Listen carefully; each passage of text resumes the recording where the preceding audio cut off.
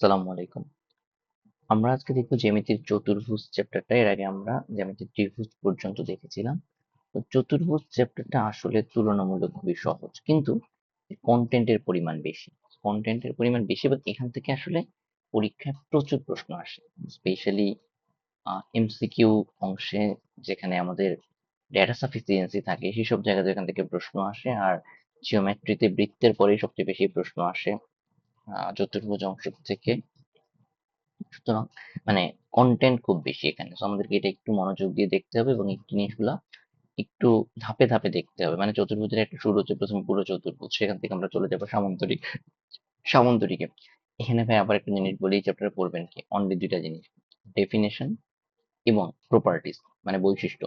এবং একটা চতুর্ভুজ থেকে অন্য ধরনের চতুর্ভুজে যাওয়ার জন্য শর্তটা কি? ঠিক আছে, মানে একটা চতুর্ভুজ, যেমন মনে করেন একটা চতুর্ভুজ সামান্তরিক হওয়ার শর্তটা কি, একটা সামান্তরিক একটা আয়তক্ষেত্র হওয়ার শর্তটা কি, একটা আয়তক্ষেত্র একটা বর্গ হওয়ার শর্তটা কি। ঠিক আছে, সো এরকম করে আমরা যদি এটা একটু দেখি, দেখেন এই শুরুতে এই জিনিসটা দেখবেন, এই কটাই আপনার আসলে উদ্দেশ্য, এই যে অধ্যায় শেষে শিক্ষার্থীরা যা যা করতে পারবে। সো এখানে আমরা বলি ভাই ব্যাখ্যাগুলো ভালো মতো পড়বেন, যেখানেই ডেফিনেশন সেখানেই ব্যাখ্যা পড়বেন। চতুর্ভুজ 8.1 একদম কনসেপচুয়াল চতুর্ভুজ, চতুর্ভুজের প্রকারভেদ খুব ইম্পর্টেন্ট ভাই, এই সবকটার ডেফিনেশন খুব ভালো মতো পড়তে হবে।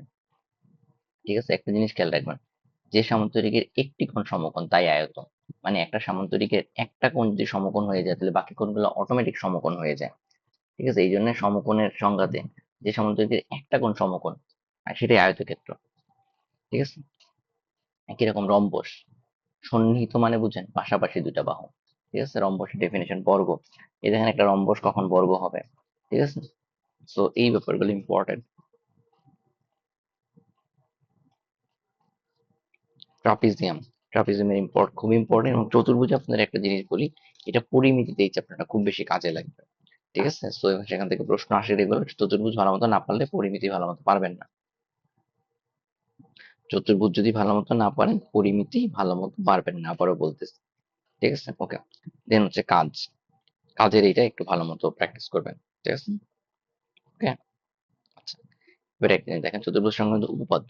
ভাই এখানে একটা জিনিস বলি, কোনো উপপাদ্য আপনার মুখস্থ করতে হবে না, বাট ওই উপপাদ্যটি কোন পর্যন্ত পড়বেন, যে বিশেষ নির্বাচন পর্যন্ত উপপাদ্যটা পড়বেন আর বিশেষ নির্বাচন পর্যন্ত পড়বেন। চতুর্ভুজের চারটি কোণের সমষ্টি চার সমকোণ।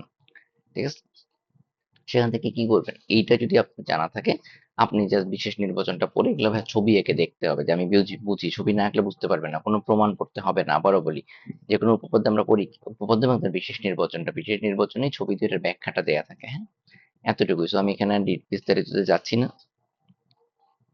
ঠিক আছে, বাট এই জিনিসগুলো ভাই ইম্পর্টেন্ট, এগুলো না হলে কিন্তু এই এই ব্যাখ্যা সহ যদি প্র্যাকটিস না বারবার না করেন, এই জিনিসগুলো কিন্তু পরীক্ষা পারবেন না। এবং এখান থেকে পরীক্ষার জন্য প্রশ্ন আসে, সেখানে ছবি দিয়ে দেয়, ছবি দিয়ে এরপরে বলে ভিন্ন কোণের মাপ কত, বা এখানে এটা সমান কিনা, এটা অসমান কিনা, এই ধরনের প্রশ্নগুলো আসে।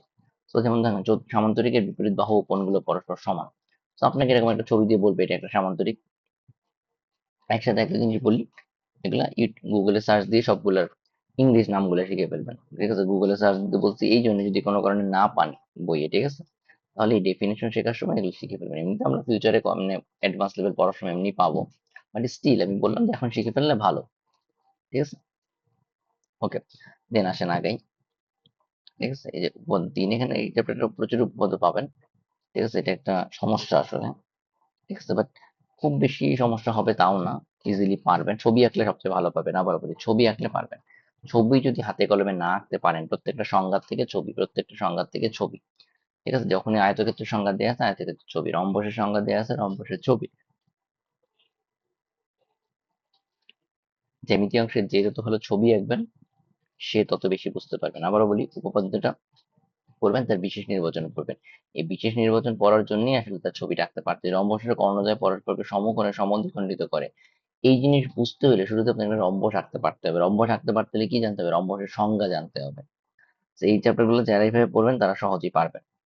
ঠিক আছে, আর চতুর্ভুজের যে ক্ষেত্রফল, এটা থেকে পরীক্ষায় প্রচুর প্রশ্ন আসে, স্পেশালি এই ট্রাপিজিয়াম থেকে।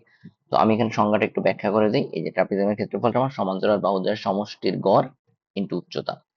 আসলে আমি এইভাবে মনে রাখতে পারেন, সমষ্টির গড় কেন বলছে, a plus B by two, এই জন্য যে হাফ দিয়ে a plus B by two, তো আসলে এই জন্য। বাট এভাবেও চিন্তা করতে পারেন, অনেকে এরকম করে মুখস্থ রাখে যে হাফ অফ সমান্তরাল বাহুদের সমষ্টি গুণ উচ্চতা। উচ্চতা মানে সমান্তরাল বাহুদের মধ্যবর্তী দূরত্ব। সমান্তরাল বাহুদের মধ্যবর্তী দূরত্ব এটাকে উচ্চতা বলে।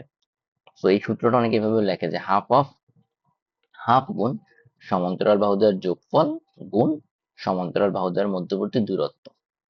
ঠিক আছে, দেখুন উচ্চতাটাকে সমান্তরাল দুই বাহুর মধ্যে দূরত্ব বলা যায়। ঠিক আছে, আচ্ছা। দেন রম্বসের ক্ষেত্রফল এই বলি ভাই, এই সব কয়টা চতুর্ভুজ ক্ষেত্রের ক্ষেত্রফল এই সব কয়টা পরীক্ষায় আসে, সব কয়টা। ওখানে রূপপদ্ম যা পড়ছেন এখানে সব কয়টা ক্ষেত্রফলের অঙ্ক পরীক্ষায় আসে। ঠিক আছে, এবং এই অঙ্ক ক্ষেত্রফলের সূত্রগুলো মুখস্থ রাখতে হবে। ঘনবস্তু খুবই ইম্পর্টেন্ট, খুবই ইম্পর্টেন্ট, পরীক্ষায় রেগুলার আসে। ঠিক আছে, ঘনপৃষ্ঠের ঘনবস্তু পৃষ্ঠের ক্ষেত্রফল ভাই এই জিনিসগুলো একটু ভালো মতো একদম পড়ে বুঝতে হবে। ছবিটা আঁকতে হবে, ছবিটা এঁকে বুঝতে হবে। যদি না করেন পারবেন না ভাই, আবারও বলি যদি না করেন না বুঝেন পারবেন না। ঠিক আছে, যদি না করেন না বুঝেন এখানে ছবি না আঁকলে পারবেন না ভাইয়া। চ্যাপ্টারটা একটু বড়। ঠিক আছে, চতুর্ভুজ অঙ্কন এটা লাগবে না, আবারও বলছি চতুর্ভুজ অঙ্কন এই টপিক পুরা বাদ দিয়ে দিবেন। ওকে, এটা লাগবে না, সম্পাদ্য অংশগুলো একদমই লাগবে না, একদম লাগবে না। ঠিক আছে, তার মানে চ্যাপ্টারটা একদমই একটা কি বলবো মানে যুদ্ধ টাইপের চ্যাপ্টার হয়ে গেল, তাই না? ঠিক আছে, সো এটা ইজিলি পারবেন। চতুর্ভুজ থেকে যে যতটুকু অংশ চতুর্ভুজ চ্যাপ্টার মেইনলি লাগে পরিমিতিতে, আবারও বলি মেইনলি লাগে পরিমিতিতে। ঠিক আছে, সো এই মোটামুটি। ঠিক আছে, তো হোপফুলি আপনারা এটা খুব সহজেই পারবেন। ওকে, সো এই ক্লাসটা ছোট, এখানেই শেষ হয়ে যাচ্ছে। ওকে, এটা পড়ার জন্য আপনি সময় দিবেন হাইয়েস্ট একদিন। চতুর্ভুজের এই চ্যাপ্টারটা পড়ার জন্য সময় দিবেন হাইয়েস্ট একদিন। ওকে, হাইয়েস্ট এক